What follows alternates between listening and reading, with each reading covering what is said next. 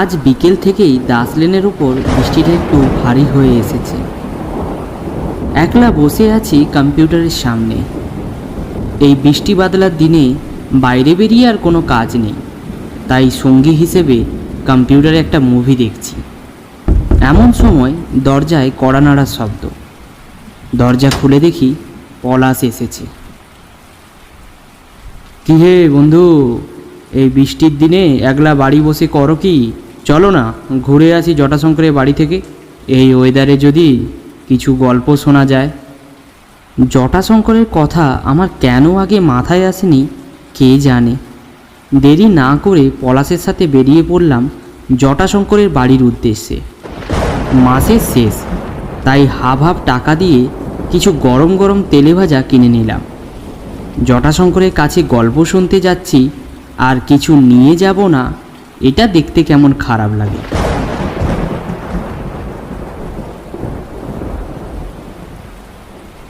এই দাস লেনের একেবারে শেষ দিকটায় জটাশঙ্করের বাড়ি।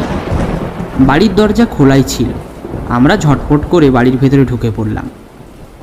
বাড়ি ঢুকেই দেখি জটাশঙ্কর খাটের উপর বসে আছে, কি যেন একটা গভীরভাবে ভাবছে।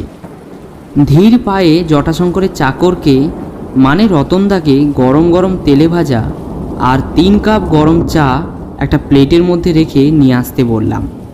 তারপর আমরা ঘরের মধ্যে দুটো চেয়ার টেনে জটাশঙ্করের সামনে এসে বসলাম। কি ব্যাপার ঠাকুরমশাই, কি এত গভীরভাবে ভাবছেন?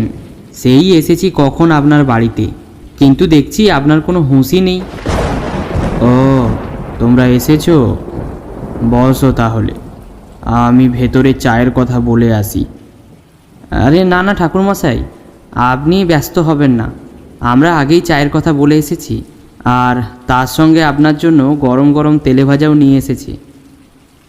তা বেশ ভালো, এই বৃষ্টির দিনে তেলে ভাজা খাওয়াতে দারুণ মজা আছে। তা ঠাকুরমশাই, আপনি কি ভাবছিলেন সেটা তো বললেন না? সে তো অনেক কথা বাপু, ভাবছিলাম আজ থেকে প্রায় 10-11 বছর আগেকার একটা ঘটনা। এমন সময় পলাশ বলে উঠল, ঠাকুরমশাই, সেই ঘটনাটা কি আমরা জানতে পারি? মানে এই বৃষ্টির দিনে। বুঝেছি বুঝেছি, তোমরা গল্প শুনতে চাও তাই তো। তবে যে জিনিসটা আজ তোমাদের আমি শোনাতে চাই সেটা একটা শুধু গল্প নয়, আমার জীবনের একটা সত্য ঘটনা। হয়তো তোমরা এটা বিশ্বাস নাও করতে পারো বা নিছক গল্প হিসাবেই ধরে নিতে পারো। আহা ঠাকুরমশাই, ওটা আমাদের উপরেই ছেড়ে দিন, আপনি গল্পটা শুরু করুন। এরই মধ্যে জটাশঙ্করের ভৃত্য আমাদের সবার জন্য গরম গরম চা আর তেলে ভাজা রেখে দিয়ে গেল খাটের উপর। জটাশঙ্কর একটা তেলে ভাজা আর 1 কাপ চা হাতে নিয়ে গল্প বলা শুরু করলো। গল্পের ঘটনা শুরু হয় আজ থেকে প্রায় 10 থেকে 11 বছর আগে। সন্ন্যাসী বা তান্ত্রিক হতে চেয়েছিলাম, কিন্তু তা সম্পূর্ণ হয়ে উঠতে পারিনি। কারণ তোমাদের তো আমি আগেই বলেছি, সাংসারিক টান ছিল আমার খুব প্রবল। গুরুরাও আমাকে একথা বলেছিলেন। পরে আমি বিয়ে থা করে দিব্যি সংসার করছি, আর তার সাথে সাথে লোকেদের হাত দেখে 2-1 পয়সা রোজগার করি, এই যা। কিছু গুরুর আশীর্বাদে কিছু শক্তি আমি পেয়েছি, সেই শক্তি প্রয়োগ করে মানুষের উপকার করে কিছু পয়সা রোজগার করতাম, আর সেই দিয়েই আমার সংসার চলত। দূর দূর থেকে মানুষ আসতো নিজেদের হাত দেখাতে। মানুষের হাত দেখে যা বলে দিতাম তা তাদের জীবনে ফলেও যেত। তাই অল্প দিনের মধ্যে আমার নাম ডাক চারিদিকে ছড়িয়ে পড়ে। ঠিক এমন সময় একদিন সকালে একটা লোক আমার কাছে হাত দেখাতে আসে।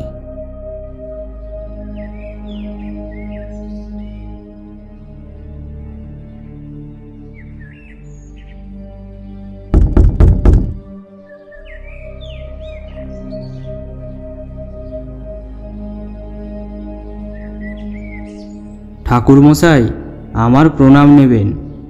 এসেছি আপনার কাছে একটা গুরুতর সমস্যা নিয়ে। আমার নাম তন্ময় ভট্টাচার্য। কলকাতায় আমার বড় একটি ব্যবসা রয়েছে। ব্যবসা ভালোই চলে, কিন্তু সমস্যা আমার অন্য একটা জায়গায়। কিন্তু আমি নিজে থেকে সেই সমস্যার কথা আপনাকে আমি বলবো না। আমার মুখ কিংবা হাত দেখে আপনাকে বলতে হবে আমার সমস্যাটা কি। মাপ করবেন আমায়। আসলে ঠিক লোকের কাছে এসেছে কি না সেটা তো একবার আমাকে যাচাই করে নিতে হবে। সম্পূর্ণ ব্যবসাদারের মতো কথা। তা গরুর আশীর্বাদে কারো মুখ দেখে কিছু বলে দেওয়া, এটা আমি অনেক আগেই শিখেছিলাম। এটা অনেক নিম্নতরের শিক্ষা। তাই আর দেরি না করে ওকে ও 3টে সমস্যার কথা বললাম। আমার কথা শুনে লোকটি রীতিমতো অবাক হয়ে গিয়েছে।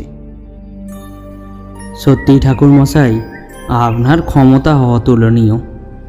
এখন আমি আপনাকে আমার সমস্ত কথা খুলে বলতে পারি। আসলে কয়েকদিন আগে আমি একটা বাড়ি কিনেছিলাম। সপরিবারকে নিয়ে আমি সেখানেই বাস করি। বাড়িতে আমার স্ত্রী ছাড়াও ছেলে, বৌমা এবং আমার একটি ভাইয়ের মেয়েও আছে। ব্যবসা খুব একটা মন্দ যায় না, কিন্তু সম্প্রতি সেটা একটু টালমাটাল চলছে। যেটার সমাধান তো আপনি বললেন আমায়, কিন্তু এই বাড়িটার সমাধান আমি কিছুতেই করতে পারছি না। সমস্যা শুরু হয় খুব রাতে। একটা মেয়ে ছেলের কান্নার আওয়াজ রাত গভীর হলেই তীব্রভাবে শোনা যায়। যখন শুরুতে বাড়িটা কিনেছিলাম তখন এমনটা ঘটেনি, কিন্তু যত দিন আমরা ওখানে কাটাতে থাকি ততই ওই ঘটনা বারবার ঘটছে। প্রথম ঘটনাটি দিনে একবার হতো মাত্র, কিন্তু এখন সেটা 2বার কিংবা কখনো কখনো 3বারও হয়। এবার আপনিই বলুন, যদি এমন কোনো গৃহস্থ ঘরে একটা মেয়ে ছেলের কান্নার আওয়াজ শোনা যায়, তাহলে সেখানে কি কোনো মানুষ বাস করতে পারে? আমি একটু গভীরভাবে তার কাছে সমস্ত কথা শুনলাম। তারপর তার কথা শেষ হলে আমি তার দিকে মুখ তুলে বলি, আমাকে আপনার বাড়িতে একটু নিয়ে যেতে পারেন? কারণ এই ঘটনাটি আমি প্রত্যক্ষভাবে অনুসন্ধান করতে চাই। এ তো ঠাকুরমশাই আমার কাছে সৌভাগ্য যে আপনি নিজে থেকে বললেন আমার বাড়ি যাবেন।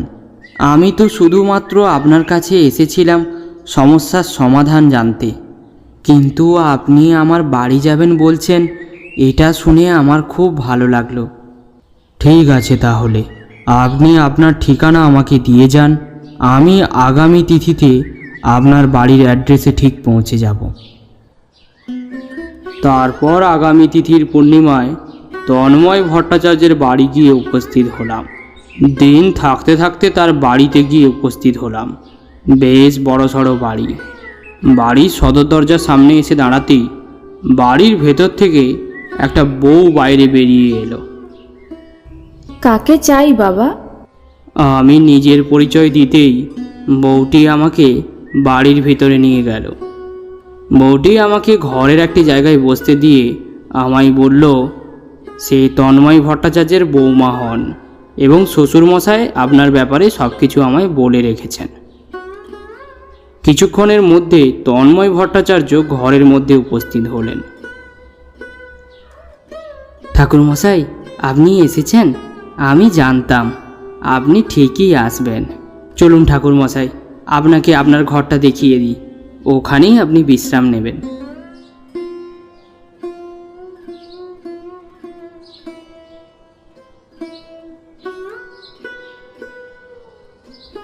তারপর দুপুরে এক মহাভোজন শুরু হলো। কত কি খাবার আমার সামনে তখন।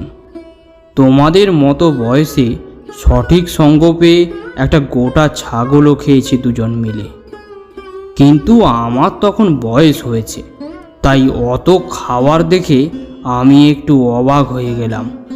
বললাম, কি করেছেন এগুলো?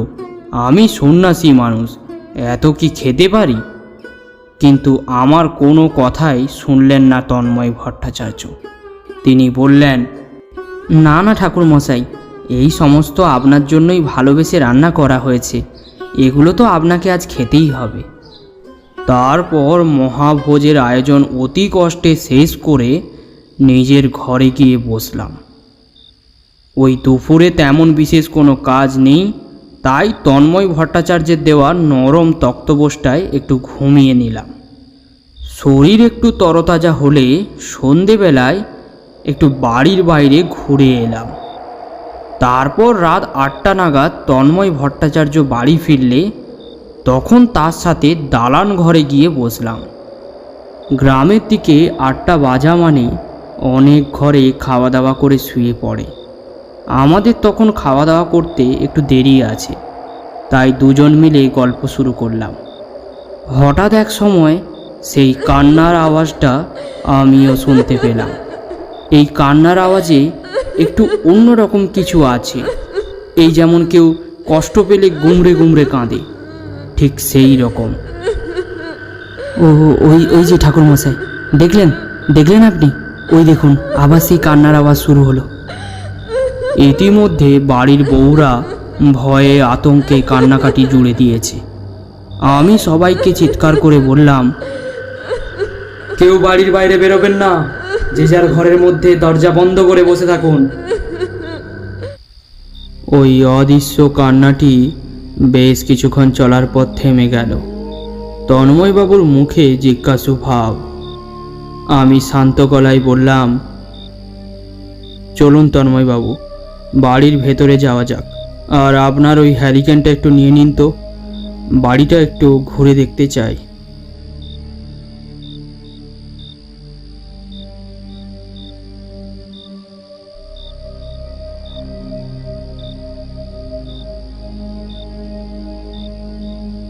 প্রত্যেকটা ঘর খুঁজে খুঁজে দেখলাম, কোথাও কিচ্ছু নেই তেমন। তন্ময়বাবুকে নিয়ে বসার ঘরে ফিরে এলাম। বাড়ির বাকিরা সেখানে উপস্থিত হয়েছেন। সবার মুখের ভাব দেখে মনে হলো কি ব্যাপার তা আমার কাছে জানতে চায়। আমি সবাইকে সান্ত্বনা দিয়ে বললাম, ভয়ের কিছু কারণ নেই, যে বা যারা এই কাজ করছে তারা আপনাদের কোনো ক্ষতি করতে চায় না, এর পেছনে অন্য কোনো রহস্য আছে। কিন্তু ঠাকুরমশাই, এই সমস্যা থেকে বেরিয়ে আসার উপায় কি? এত দাম দিয়ে বাড়িটা কিনলাম, তারপরে যদি বাড়িতে থাকতে না পারি তাহলে এখন আমরা কোথায় যাব? আপনাদের কোথাও যেতে হবে না, আপনারা এই বাড়িতেই থাকবেন। আপনাকে আমি একটা ফর্দ করে দিচ্ছি, আপনি সেই ফর্দ অনুযায়ী জিনিসপত্র নিয়ে আসুন তাড়াতাড়ি। কাল রাত্রে আমি একটা যজ্ঞ করতে চাই। আজ্ঞে ঠাকুর মশাই, আপনি যেমন বলবেন তেমনটাই করব। তবে একটা কথা ঠাকুর মশাই, যতদিন না এই সমস্যার কোনো সমাধান হচ্ছে ততদিন আপনাকে আমাদের এই বাড়িতেই থাকতে হবে। তারপর আবার রাতের এক বিপুল মহাভোজনের সম্মুখীন হওয়া গেল। পুজোর বরাতের মতো সরু সরু চালের ঘি ভাত, কাতলা মাছের কালিয়া, ভেড়ার মাংস, 3-4 রকমের মিষ্টি, আরও কত কি। আরে কি করেছো কি? এত কি খাওয়া যায় নাকি? তাও ওই রকম দুপুরে খাওয়ার পর। এই কে আছে, তুলে নাও, এর তো আমি অর্ধেকেরও বেশি খেতে পারবো না। তন্ময়বাবু বললেন, আমার এই চাকরটি খুব ভালো রাঁধে, রান্নায় খুব পাকা হাত, রান্নার জন্যই ওকে রেখেছি ঠাকুর মশাই। ভালো রান্নার জন্যই শুধু ওকে মাসে 1000 টাকা করে মাইনে দিই। আপনি না খেলে আমরা খুব দুঃখ পাব। এমন তো বেশি কিছু নয়, এই তো সামান্য কয়েকটা রান্না, খেয়ে নিন না। খাবারের কথা আমি আর বলবো না, এক কথায় এরকম দুবেলার নানা রকমের খাবার তৈরি হতে লাগলো আমার জন্য।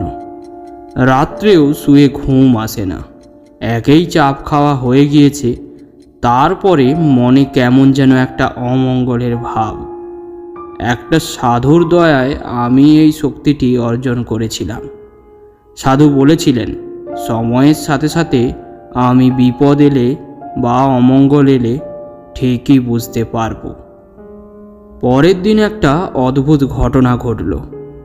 আর এখানেই গল্পের আসল অংশের শুরু। সকাল 8টা হবে, বৈঠকখানায় বসে আছি। তন্ময়বাবু গিয়েছেন সানের ঘরে। তন্ময়বাবুর ছেলে বড়রাম, তিনি গিয়েছেন বাজারে। আজ কি নতুন ধরনের খাবার করবে তারই সরঞ্জাম কিনতে। হঠাৎ তন্ময়বাবু চিৎকার করে উঠল, কার ছবি? এই বাড়ির অনেকগুলো ঘর রয়েছে, তারই একটাতে তন্ময়বাবু থাকেন। আমি দৌড়ে তার ঘরে গিয়ে পৌঁছলাম। আমার পেছনে পেছনে তন্ময়বাবুর স্ত্রী এবং তার বৌমা এসে দাঁড়ালো। আরে কি হয়েছে? কি দেখে আপনি এত চিৎকার করলেন? তন্ময়বাবুর মুখ দেখে সম্পূর্ণ বোঝা যাচ্ছে যে সে এমন কিছু দেখেছে যার জন্য তার মুখ থেকে কথা বেরোচ্ছে না। ভয়ে বেচারি ঠকঠক করে কাঁপছেন। তাকে আরও একবার জিজ্ঞাসা করতে অতি কষ্টে সে বলল, ঠাকুর মশাই, ওই দিকে ভালো করে তাকান, দেখুন তো কিছু দেখতে পাচ্ছেন কি না। সে ঘরের এক কোণের দিকে আঙুল তুলে দেখালো। ঘরের জিনিসপত্র থাকায় আমাদের চোখ ওদিকে যায়নি। সুন্দর বাঁধানো এক ঝকঝকে দেওয়ালে কি দেখাচ্ছে তন্ময়বাবু? তারপর দেখতে পেলাম জিনিসটাকে। দেওয়ালের এক বিশেষ কোণের দিকে একটা আবছা মুখ ফুটে উঠেছে। ঠিক পুরো মুখ নয়, মুখের আদল মাত্র। বোঝার চেষ্টা করলে বোঝা যায় ওটা একটা স্ত্রীলোকের মুখ, কারণ লম্বা চুলের আভাস দেখা যাচ্ছে। কিন্তু সেই মুখ মোটেই সুন্দর নয়। মুখটা যেন কেমন বিকৃত হয়ে আছে, যেন খুব কষ্টে মেয়েটি রয়েছে। এ কি, কে ছবিটা আঁকলো দেওয়ালে? তন্ময়বাবুর দিকে ঘুরে কথাটা জিজ্ঞাসা করলাম। তা তো জানি না ঠাকুর মশাই, এতদিন বাড়ি কেনার পর একদিনও ওই ছবিটা আমি দেখিনি। কিন্তু আজ হঠাৎ স্নান করে ঘরে এসে জামা কাপড় বদলাতে গিয়ে ওই মুখটি দেখে আমি তো রীতিমতো অবাক হয়ে যাই। কি হবে ঠাকুর মশাই, এটা তো আমার অনেক শখের বাড়ি। ঠিক আছে, তুমি কোনো চিন্তা করো না, তুমি একটু বাইরের ঘরে এসো, আমার তোমার সঙ্গে কিছু কথা আছে। কিছুক্ষণের মধ্যে তন্ময়বাবু বসার ঘরে ফিরে এলেন। আমার সামনে চেয়ারটিতে বসলেন। তার মুখে এখনো ভয়ের ছাপ। কি বলবো ঠাকুর মশাই, ঘর কেনার জন্য কিছু টাকা আমি ধার করেছিলাম। ব্যবসা ঠিক যাচ্ছে না, তাই সেই টাকাগুলো কেমনভাবে শোধ করব সেই নিয়ে খুব চিন্তায় রয়েছি। কিন্তু দেখুন, বাড়ি কেনার পর এটা একটা নতুন চিন্তা আমার মাথায় এসে পড়ল। আমাকে মনে হয় আত্মহত্যা করতে হবে ঠাকুর মশাই। আরে দাঁড়াও, এত ব্যস্ত হলে হবে কি করে? আর এই বাড়ির কথা যদি তোমায় আমি বলি, তাহলে তোমাদের কোনো ভয় পাওয়ার দরকার নেই। ভয় পাওয়ার দরকার নেই কেন ঠাকুর মশাই? ভেবে দেখুন, যে আত্মাই এই কাজ করুক, তার যদি ক্ষতি করার ইচ্ছেই থাকতো তাহলে সে অনায়াসেই করতে পারত। তাহলে ওই কান্নার আওয়াজ, ওটা হয়তো আমাদের মনোযোগ আকর্ষণ করার জন্য। হয়তো সে কিছু আমাদের বলতে চায়। আমি আরও কয়েকদিন থাকবো এখানে, দেখি না কি হয়। যা করবার আমি করব। সাবধানের মান নেই, বলা তো যায় না কি থেকে কি হতে পারে। তাই কিছুটা জল নিয়ে তাতে সাধুর দেওয়া মন্ত্র প্রয়োগ করে বাড়ির চারপাশে ছড়িয়ে দিলাম। সেদিন রাতটা কারো ভালো করে ঘুম হলো না। পরের দিন তন্ময়বাবুর ঘরে গিয়ে দেখলাম ছবিটা আরও স্পষ্ট হয়ে উঠেছে। সমস্ত মুখে একটা যন্ত্রণার ছবি স্পষ্ট। তন্ময়বাবু হাত দিয়ে কিংবা অন্য কিছু দিয়ে অনেকবার মুছবার চেষ্টা করলেও মুছতে পারলেন না তিনি, যেন দেওয়ালের ভেতরে ছবিটা আঁকা হয়েছে। তারপর একটু একটু করে দিন দিন ছবিটা স্পষ্ট হয়ে উঠতে লাগলো।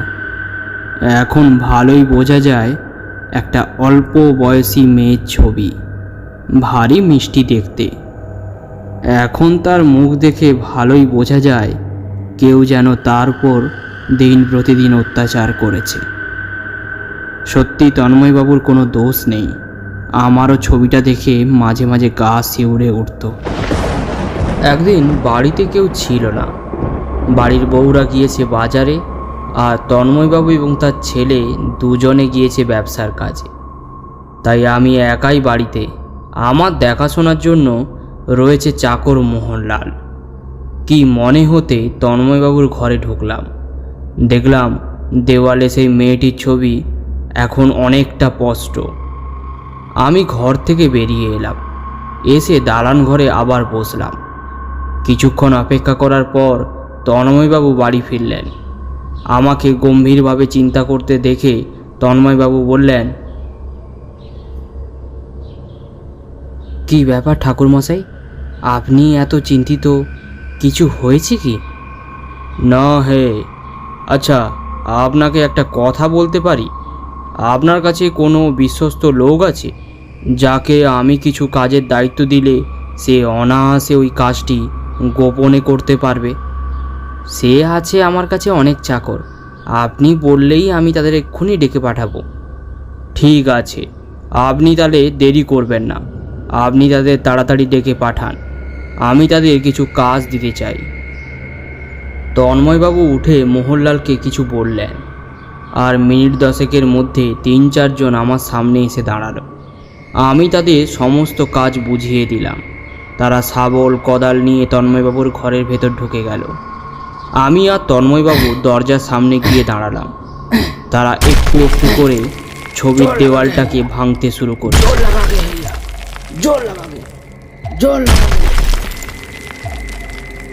কিছুক্ষণ ধরে দেওয়ালটা খোঁড়ার পর আস্তে আস্তে একটা কঙ্কাল বেরিয়ে এলো। আমরা সবাই আঁতকে উঠলাম। সাবধানে কঙ্কালটাকে বের করে আনতে গিয়ে কঙ্কালটা ভেঙে গিয়ে টুকরো টুকরো হয়ে গেল। তারপর ওই হাড়গুলো একটা বস্তার মধ্যে পুরে গঙ্গায় ভাসিয়ে দিয়ে আসার পরই সমস্ত বাড়ি থেকে ওই কান্নার আওয়াজ এবং একটা অমঙ্গল ভাব কেটে গেল। নিন তন্ময়বাবু, আপনার আর কোনো সমস্যা নেই। আপনার বাড়ি এখন সম্পূর্ণ অমঙ্গল মুক্ত। আসলে সেকালকার দিনে জমিদার কেমন হতো আপনি তো জানেন। কাকে মেরে দেওয়ালে পুঁতে রেখেছে কে জানে। হতে পারে বাড়ির বউ, না হলে গ্রামের কোনো মেয়ে। বাড়িতে আগে যারা এখানে ছিল তারা জমিদার বংশেরই হবে। তাই হয়তো তারা কান্নার আওয়াজ শুনতে পেত না। তাই বাড়ি বিক্রি করার সময় আপনাকে সব কিছু জানায়নি তারা। এরপর যখন আপনি এই বাড়িটি কিনলেন তখনই ওই মেয়েটি আপনার হাতে মুক্তি পেতে চায়। এই জন্যই সে কান্নার আওয়াজের মধ্য দিয়ে আপনাদের আকর্ষণ করতে চাইতো। কিন্তু আজ তার আত্মা মুক্ত, আর কোনো ভয় নেই। এরপর আমি আরও 1-2 দিন পর তন্ময়বাবুর বাড়ি থেকে বিদায় নিয়েছিলাম। ফেরার সময় তিনি নগদ আমার হাতে 5,000 টাকা দিয়েছিলেন। আমি নিতে না চাইলে তিনি বললেন, না না ঠাকুরমশাই, এটা হতে পারে না। আপনি না হলে আমরা কখনো হয়তো এই সমস্যা থেকে বেরিয়ে আসতে পারতাম না। হয়তো আমাকে এই বাড়িও ছেড়ে দিতে হতো।